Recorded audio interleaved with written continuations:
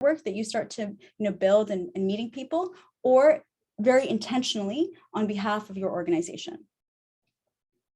Thank you so much, Sister Amira. That makes sense. No problem.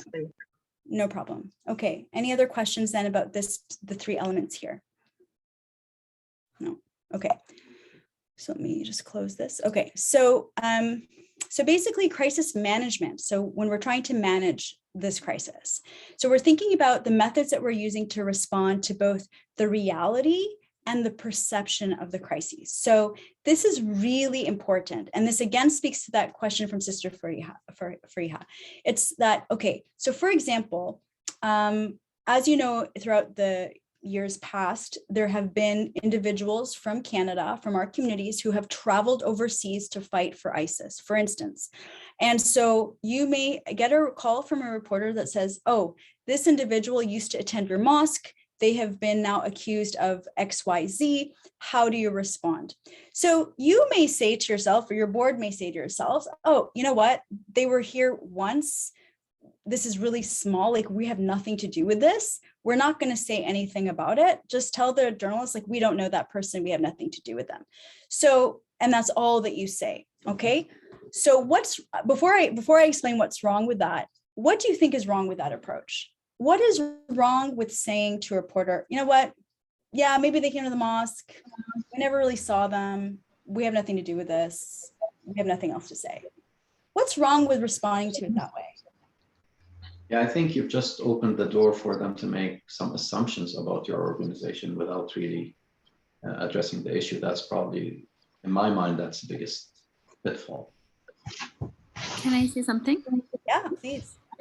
Yeah, I was wondering if we don't know if that person is really guilty of that act or not, but we, being an organization or belonging to a mosque, we should be standing up for our community, I think, community members.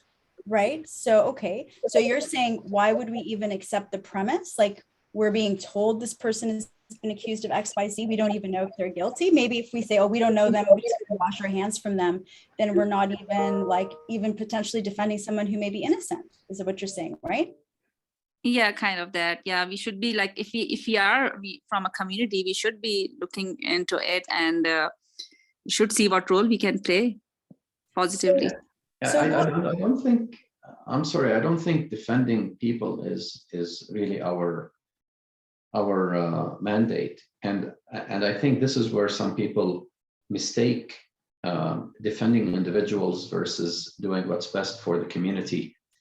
And this is what I look at. We do have organizations that we are defending. We're not defending individuals. Now, I think in that situation, for me, even if we don't know the person, we should be stating something about the accusations, but the premise, for example, fighting for ISIS, where do we stand on that? And establishing at least a baseline that we are good Canadian citizens as an institute, and get that as the headline, rather than shift the headline to a masjid doesn't know their own people and don't know what they're teaching at their masajid, as an example. So yeah, no, absolutely. And I'm going to give you all an example similar to this that happened here in Ottawa. So what happened was, during the time, again, of ISIS being a very, very prominent issue, there was a sort of this discourse happening around people converting to Islam and then traveling. And so our local imam, may Allah bless him, he's not the imam at our local mosque anymore, but when he was there, he went in on a media interview, and he didn't really understand why he was being asked about the converts and what was happening. So what he said in the media when he was asked, like, the journalist, and I know her as well, she said to him, what's happening? You're noticing a lot of people are converting to Islam, and there's some concern that they may be traveling overseas. What are your thoughts about that? And he responded. He said, yes, they're coming, they're converting, and then I don't know what happens to them after that. Now, he didn't mean that they're traveling, but he just meant not keeping track of them.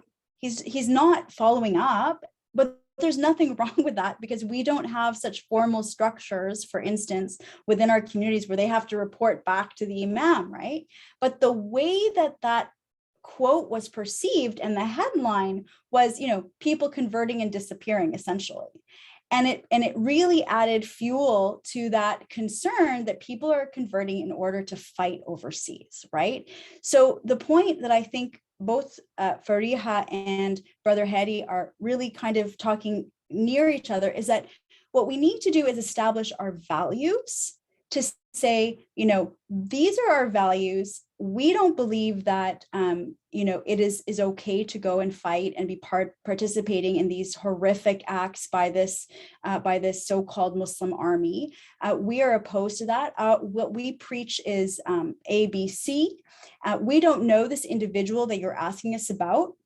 We don't know what they're being charged with. We don't have any details about that. But what we can say is these are what we believe in. These are what we do. This is who we are, right? So making sure that you're very clear with who you are and what you stand for without throwing that individual under the bus, right? So the imam, without meaning to, he threw the converts under the bus, and converts in the city were really upset because they said, wow, now when people ask you for converts and we say we're a convert, all of a sudden there's this very negative atmosphere around us because it's almost suggested that we're converting for nefarious reasons. So that's how tricky it is to make sure that we are reclaiming the narrative, we are taking the narrative, but we're being very conscious and sensitive with how we're presenting the information. So it is very important that we are thinking very clearly through some of these larger issues. Any other comments or thoughts? Just a comment on that. So it seems like the accusation is coming from the member of the public or member of the media, and we are sort of, in this case that you discussed, the imam was required to defend their position. My issue with that, I guess, or my concern with that is that when we try to respond to a crisis, this accusation, when we get accused of this, I mean, how can we minimize this accusation against that levels against an organization for the behavior of one of their members, rather than the organization that has nothing to do with the organization. So right. isn't it a concern that the media or member of public accuses without any reason or ground? Well, usually the media will come with a reason. So either the RCMP has released this individual's name or the local police has. It's not going to just come out of nowhere. There will often be some reason. Maybe the name came up in some kind of international communications or whatever. There is going to be a reason that you're being contacted. Whether or not what's being alleged is true or not, that's beyond your knowledge. You don't know. And what the larger piece, especially when we're talking about this type of context on terrorism, where we know since 9/11, our communities have been scapegoated and under surveillance and suspected of these things, so that the public generally will be very quick to accept and assume the worst, right?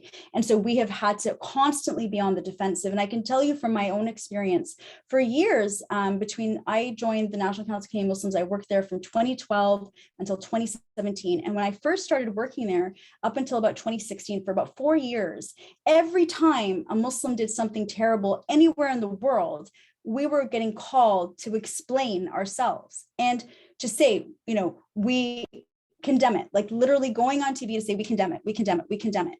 And many people say, why do we have to condemn it? Every time some white guy does something, over here, nobody has to condemn it. Why are we always? Well, we were, and we did it. We did it because if we didn't do it, those who hate our communities would say see, they don't condemn it, they condone it, right? And we wanted to make sure that we were in the narrative and being very clear, no, these are not our values. This is not who we are. This is who we are. And we had to do that. However, what I can tell you that's good news is now there has been some maturity, there has been growth in the media, and a lot of it is because of social media and because Muslims like ourselves have been speaking up and saying it's not fair and we shouldn't be treated this way. And now when something happens in the name of Islam, it's much more rare to have a Muslim having to defend that or to explain it anymore, because people now, the media has come to understand that, you know what, we don't have to defend every time someone does something in the name of Islam. So there has been that maturity, but it still may happen, especially if your mosque is implicated in one way or the other. And if it is, the point that I hope that you all have taken from this section is that you have to say something. You have to reiterate who you are. You have to reiterate your values, and you cannot hide from that.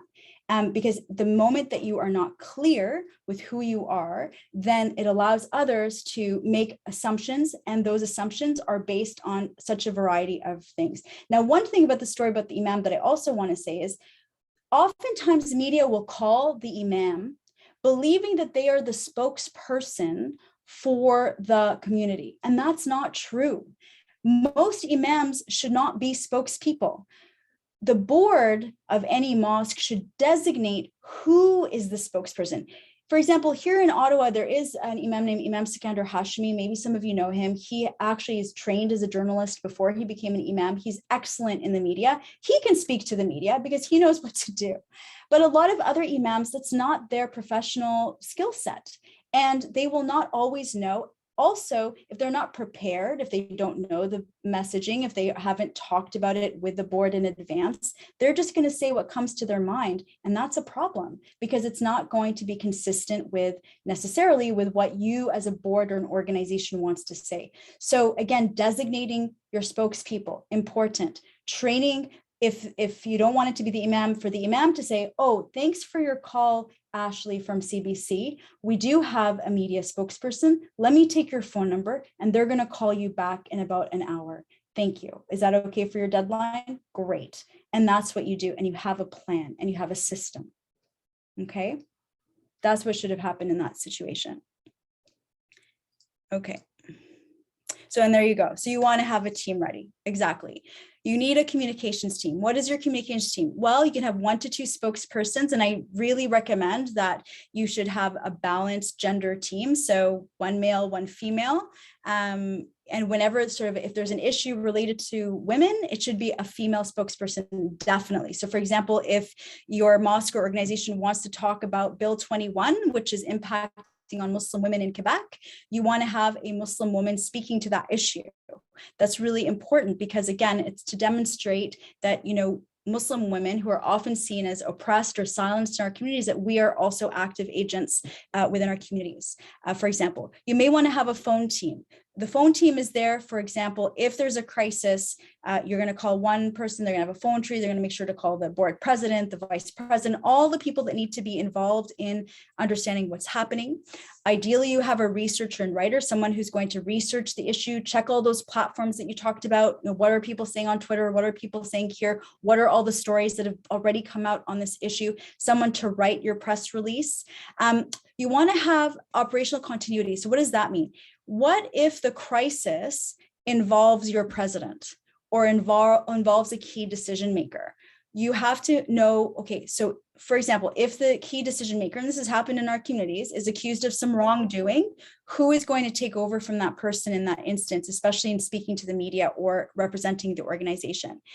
If you have legal counsel, like a lawyer or so, because if there's any type of criminal wrongdoing being alleged or any type of lawsuit or anything like that, then you're going to also want to speak to your legal counsel. This is sort of just an outline of a kind of team that you're going to want to consider for your communications planning.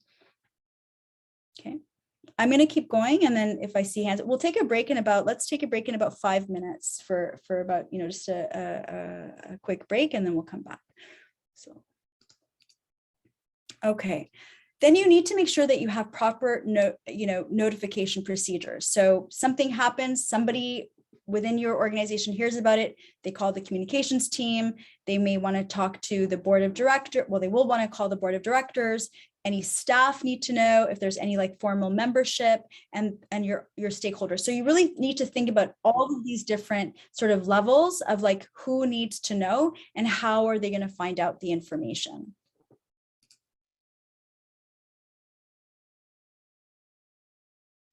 Okay, all right.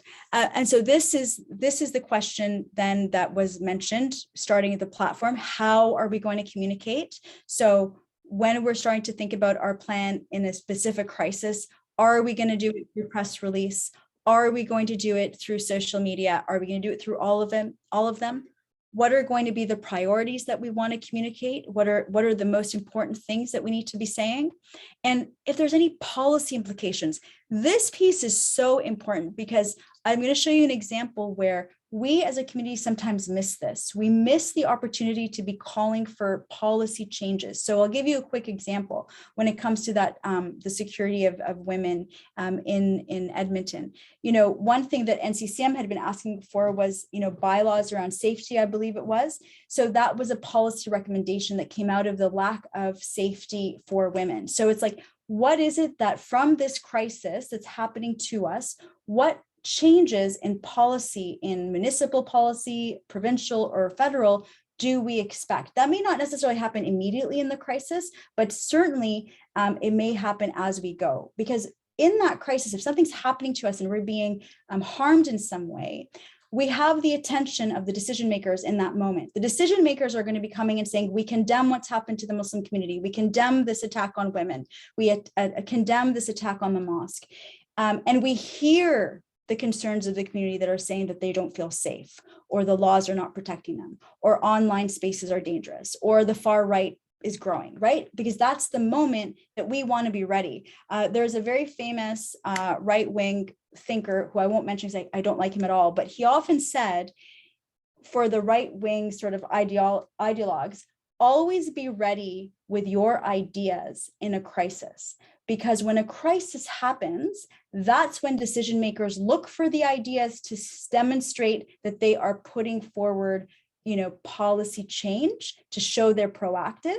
So if you're not ready with your ideas of the things that you need for your community to be safe or whatever they need, then you lose that opportunity for real systemic changes for your community. So you need to know in advance, we don't have enough funding for security infrastructure. The federal government's bureaucracy is too difficult for us to get that security system, et cetera, et cetera. So you need to be ready with the things that you need for those things. I'll take some questions now and then we can take a short break.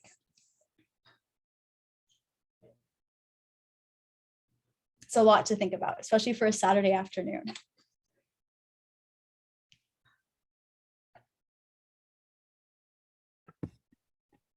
It's somewhat overwhelming for an organization like ours. That's our own house. I won't wait. Sorry, Sister Maria. अब मुझे Yeah. Plot कितना होगा वो total plot 400 गज का है, तो 2000 square Yeah. Feet पर बना हुआ है For a या moment. 200 गज बना हुआ है, मैंने कहा 200 गज बना हुआ है, 200 गज टूटा हुआ है. Perfect. Thank you. Go ahead, Brother Hadi. Yeah, sorry, it's somewhat overwhelming for an organization like ours to be, and I hear what you've said about be ready with your ideas, to really start thinking about policy and what policy implications exist or are required. I like your initial statement was this doesn't have to be immediate.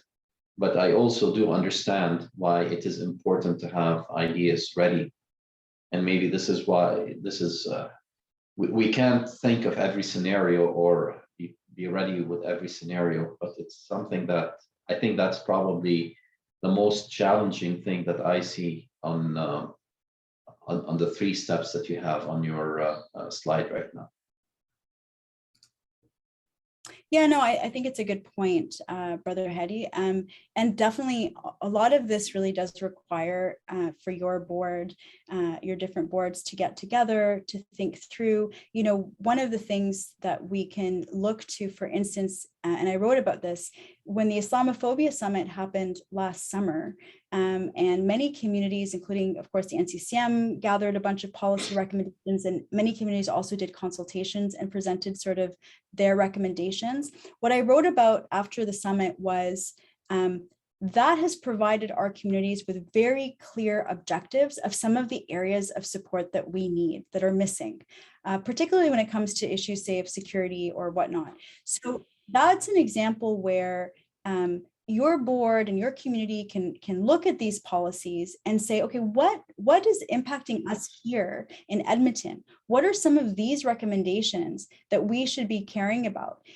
in our city? And related to the mosque community specifically, and pull from those and discuss them and have consensus around them and say, if we're in a situation where something happens that reinforces the need for policy A, B, and C, let's make sure that we mention those, right? And that's all in that pre-planning phase of if something, la qadrallah, but if something happens, that you are ready to reinforce it with messaging that's already happened and come before. It's not new, it's there. All we need is people to be reading and sort of focused on these things. And I mean, ideally, any board should have not only communications, people, but as I mentioned, the researcher or a policy person, or, what are the policy needs of our community? For the mosque to survive, for the mosque to thrive. These are all things that, as inshallah we mature as communities, will have more and more in place. And I want to say, we really need to be including our young people into our mosques and into our dialogue on our discourse, because they're coming out of university with a lot of ideas. But I don't know what the situation is out in Alberta, but I can tell you here in Ottawa, many mosques are not as inclusive as they could be for young people or women or what have you. And so we're losing a lot of opportunity to learn from those who are studying public policy, who could say and help us in identifying how we identify our own needs. So, making sure that you have maybe volunteer board members who are from youth communities, et cetera, would be helpful, because they can also come at it from, especially if they've studied public policy or political science, they can help our boards articulate the needs that they have. Yeah, no, I appreciate that. We certainly at our masjid, we have certainly started with the youth, and the challenge, to be honest with you, with the 20 to 30, and that's what I consider youth really, is maintaining or keeping their interest in supporting us. So alhamdulillah, we have had some success, but we've had I'd say more leave at after a few months or a year's term, and just the interest isn't there to maintain a volunteer type relationship with the community, which is hard, which is volunteerism. What I find is the hardest thing to maintain. Alhamdulillah, we've had, you mentioned about female participation. I want more, but alhamdulillah, we have, I think, enough, or not enough, but we have some on our boards, but we can always use more. So Alhamdulillah. Yeah, alhamdulillah, we're trying our best, but these are, you've mentioned two areas that are extremely challenging for our community. Even some of our community members think, too young, you need to have gray hair before you get to the board. I don't necessarily agree with that. And some, I'll be honest with you, with all the participants, we have to overcome the thought that the board should be all men. And I think Dr. Nahda and Sister Lubna on this call would attest to it.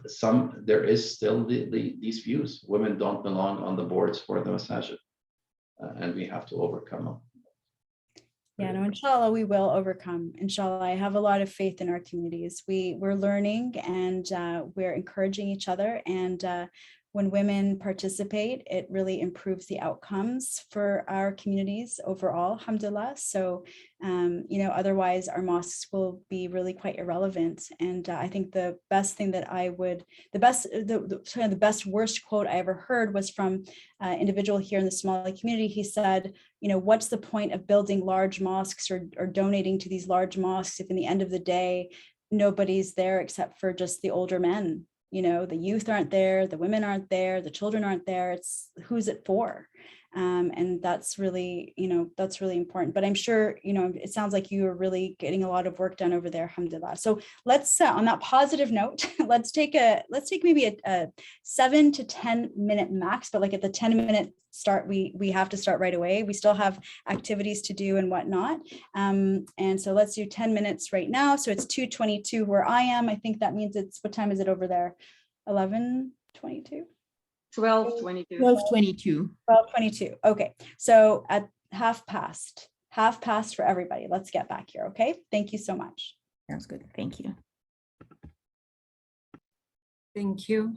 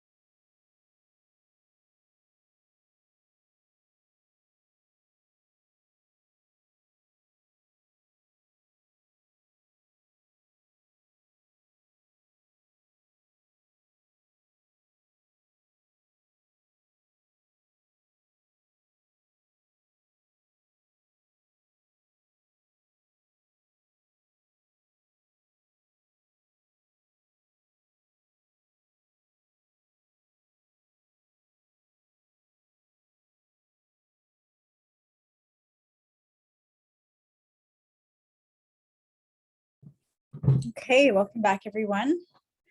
Let's get right back into it. Okay, so here's a scenario. And so before I go into it, let's see if already we have some ideas. So if your mask is attacked by the shot, inshallah will not happen. What would be some potential platforms that you could communicate? What do you think the priority would be in your communication? And what policy may be implicated in that attack on your community? So let's just try to think about this. First of all, what are some of the possible platforms for communication?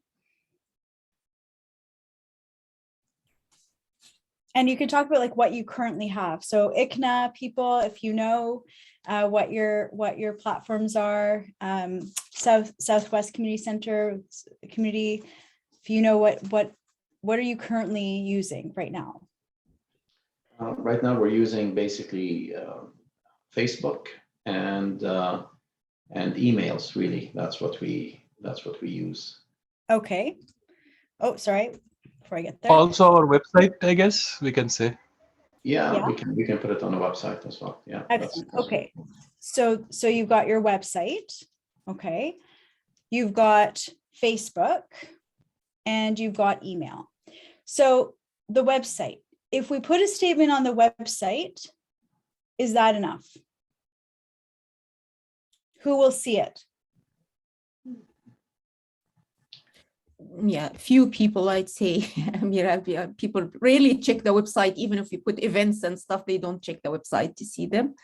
Right. Plus, so I don't look at it from also the exposure. Like we were talking about, if you haven't investigated that in depth and we don't know what's going on, we're still perplexed. Who have time to go on the website and put a statement where we are dealing with the police and the reassuring the community and others. So I have worries about putting it on the website even when we are in the acute stage where we don't have solid information about the incident, because once it's on the website, it means all the board of directors have approved this is an attack on the mosque, and we don't know what's going on. We still don't know. We don't even have facts to put on the website. So website should be for facts. I guess so. That's how I see it. Okay. Okay, so let's sit with that for a moment. Okay, so based on what we've learned so far, what could we do? Whether it's regarding the website or anything else, what should we have in place? I would say the email will reach the community, because our email list is for the whole community, and that's how we communicate through the email. But again, it depends on the message that we want to pass on to the community, whether it's a general statement saying today at this hour, this incident happened, without specifying and diagnosing the incident. Like we shouldn't be saying it's a terroristic attack on the mosque, or we shouldn't give a final diagnosis. We're just stating facts that, for example, an unattended luggage was found. It was handed on to the local police station. Investigation are going on. We're going to keep you updated with the progress of investigation. So something that's very general, to just raise the awareness without having anything that is a diagnostic on our side, for the community to come back. Will say, oh, okay, so now you told us there was a terroristic attack and it wasn't, and it ended up that a lady forgot the backpack of her son at the masjid or something like this. So I'd be very general in the statement. Right. And the policy implicated, what policy is implicated? So I think the policy would be going through the channel of reporting, make sure again that the local police, if it is a serious incident, the local police has been informed, and and going from there. Maybe if it is something that's at the level of the hate incident, not hate. So in Alberta, sorry, I'm not sure if you know that in Alberta, at least we have the hate incidents and hate crimes departments, and they are separate. So if it is something like life-threatening, let's say someone was actually threatened by a gun or a weapon or something like this, that goes to hate crimes immediately, which means you call 911 basically. Mm-hmm. If it is not serious, you call a non-emergency phone number, which can come and investigate, but it's not as, you know, a red flag as the hate crimes. So we also have to be very careful of who we are calling in these incidents. Like, well, I'll give an example. A few years ago, a person was sitting in his car in the alley, an alley behind one of our mosques.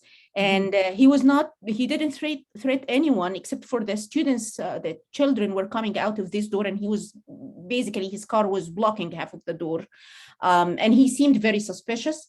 So what we did at this time is that we reported to the non-emergency line. They came silently and quietly and investigated him. They found that he has a report like previous incidents locally in the police. They talked to him, and then we dismissed the students under this, like with the police being standing by the door without reporting and without raising a major red flag, but it was handled wisely, I guess. Mm-hmm. Mm-hmm. Okay. So Sister Nahla has said a lot of things there. Did anyone want to add to either analyzing what Sister Nahla is actually proposing, or has any other ideas? So I think the platform to communicate will depend on the nature of the crisis or the severity of the crisis. I think so, because the situation is the mosque is attacked. I mean, the response will depend on, or the communication platform will depend on what type of attack it is. If it is vandalism, or if it is an active shooter, I mean, God forbid, that active shooter entering into the masjid with a gun. So it will depend on that.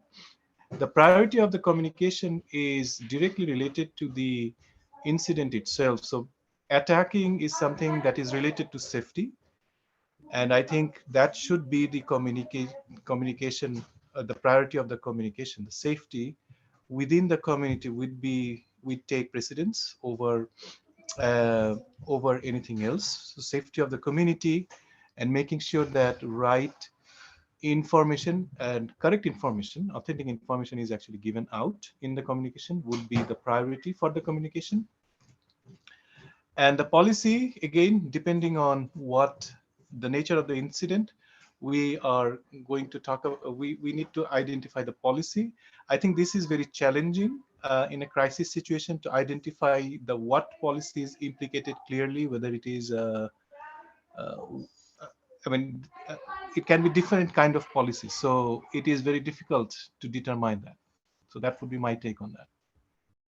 Okay, wonderful. Thank you, Brother Suleiman, for that. Oh, sorry, I don't want to go too fast. Can I add one point, Amira, if I may?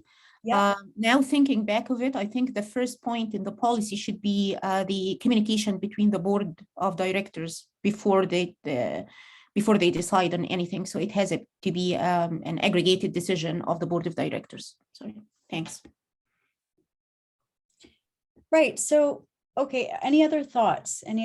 We've heard from Southwest community. ICNA sisters, do you have any thoughts about what to do?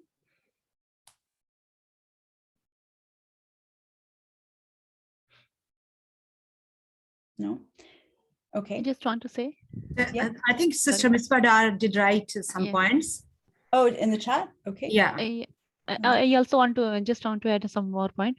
Whenever someone is attacked or masjid or something, we are not going to accuse someone else. We are just going to demand for our safety, for some action points, and never ever accused someone. That is the job of police and some other investigator parties.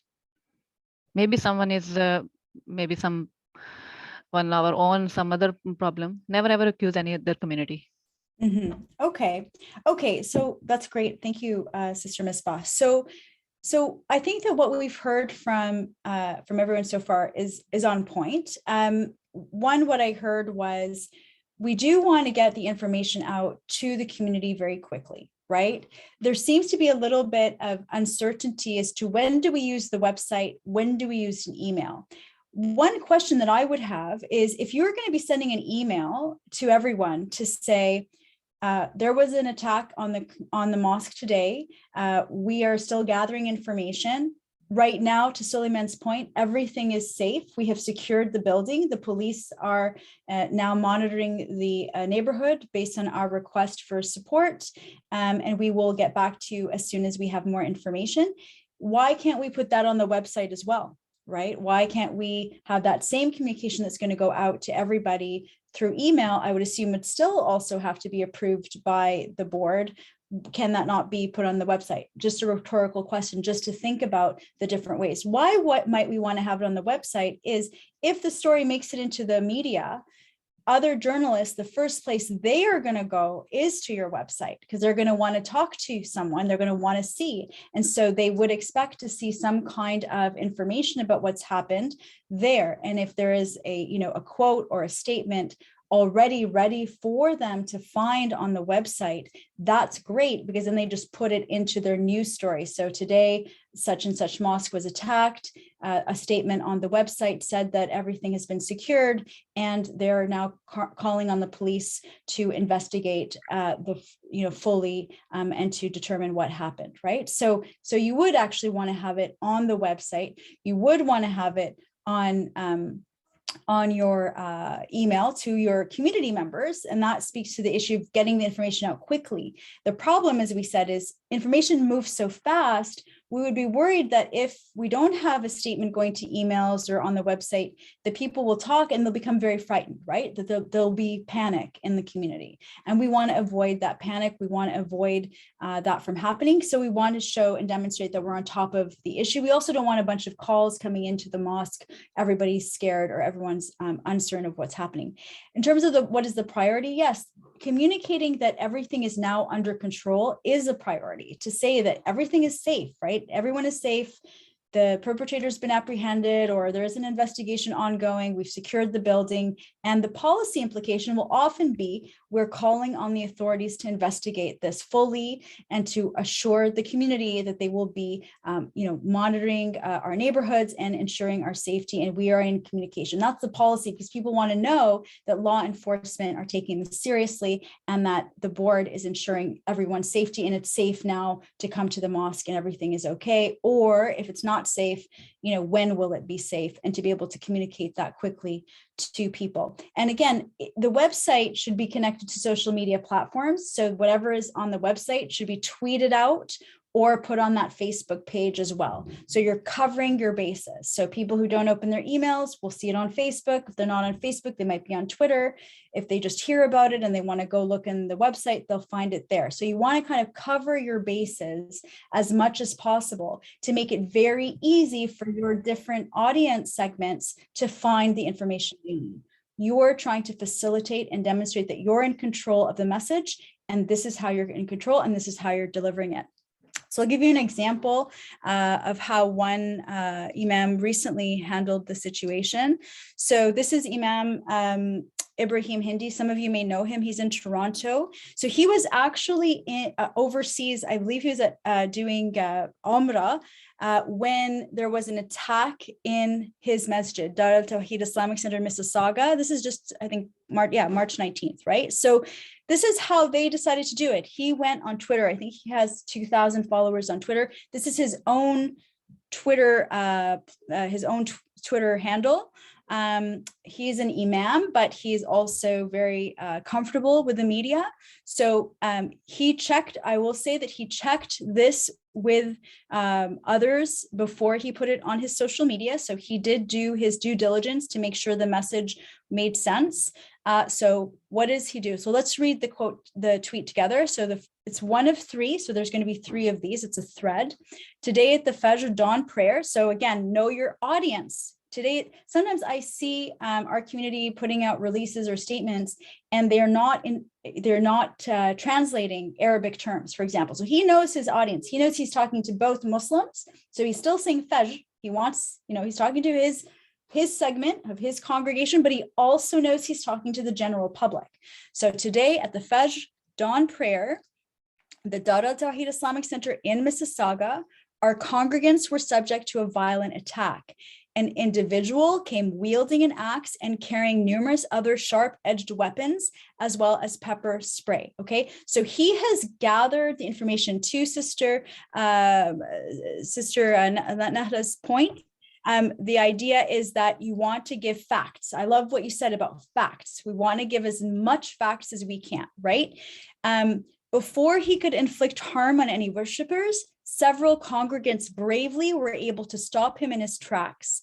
We will be providing further comment as more information becomes available. We urge the Peel Police to continue to investigate all angles. Okay, you see the policy there. That's a demand. We're expecting the Peel Police to do more, to investigate. There's a demand here.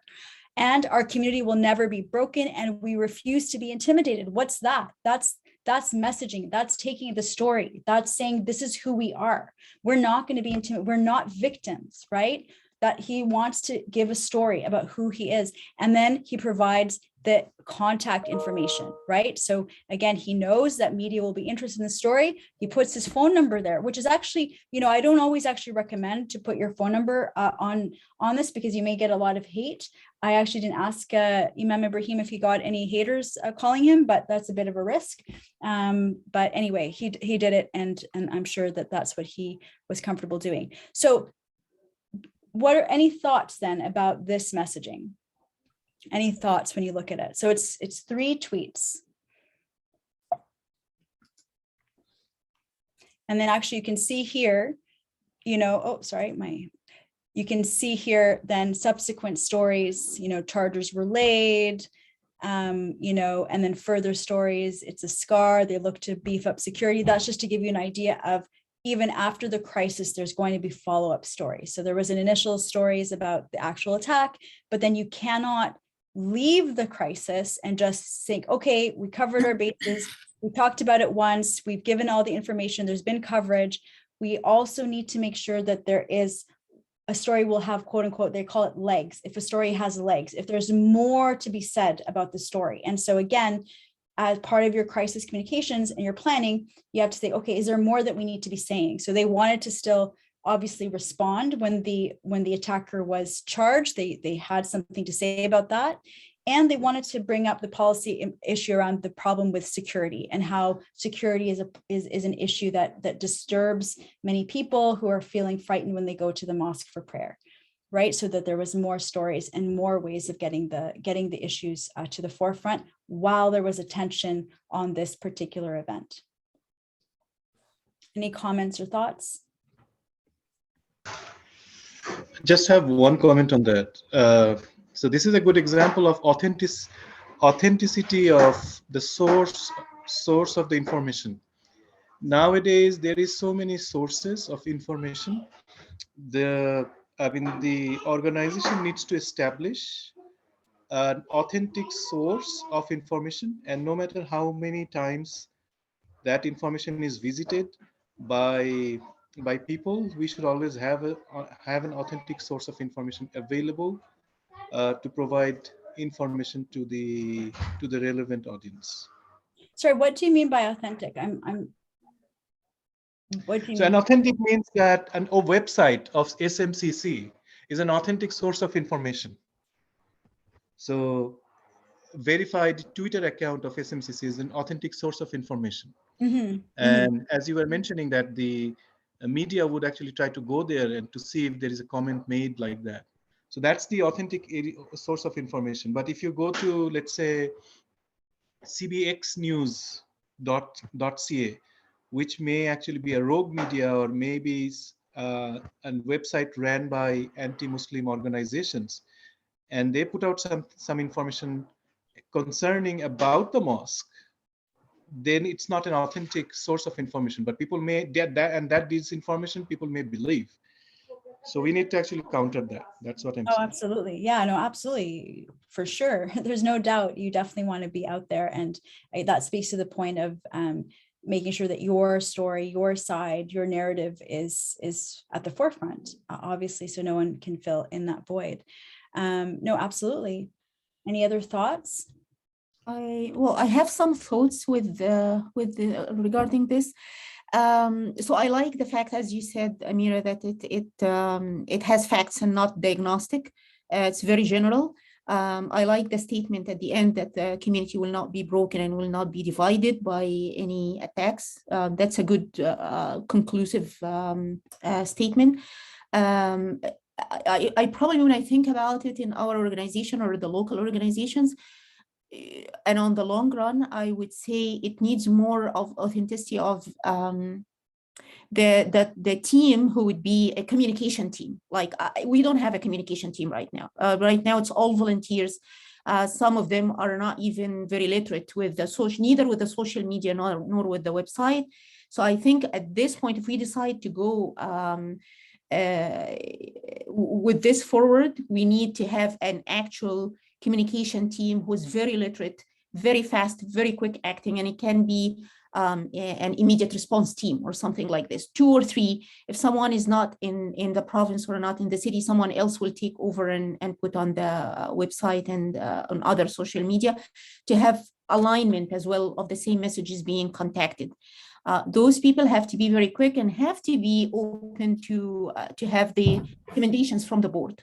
So it has to be, again, I would stress more on the recommendations, because we had some incidents where someone would put something just because they saw it from their own angle, but they haven't communicated with the board prior to doing it. So I would stress on having a collective agreement before putting any information either on the website or the social media, because it will be about the same exposure. To the point of Brother Salman, that is authentic. The social media is not actually always authentic, and even with the Imam put it here, I didn't follow the thread, but you might get an opposing threads from your community. Expect that you will get an opposing thread, like something like a different discussion on the social media. You open. And I've seen this in the instant of the letter that was published, for example. Some people from either they are wearing hijab, but they are not convinced with hijab, from different cultures, different backgrounds, who went on the social media and actually supported the person who published the letter. So you have to be aware of what we call a balancing factor, a backlash that will come from your community. And for example, say, oh no, that wasn't a vandalism. I was at the mosque and I didn't see anything, for example. You have to be ready. So this is where I'm saying the team of communication will be very crucial, because they will be just dedicated to answer these questions and to make sure that the message is consistent throughout. And the follow-up will be the next thing. You can't just leave it on the website and not to follow up with the results of investigations. You have to actually follow up and support your community, or reassure your community what was the results of investigation, or what was the conclusion of results of investigations.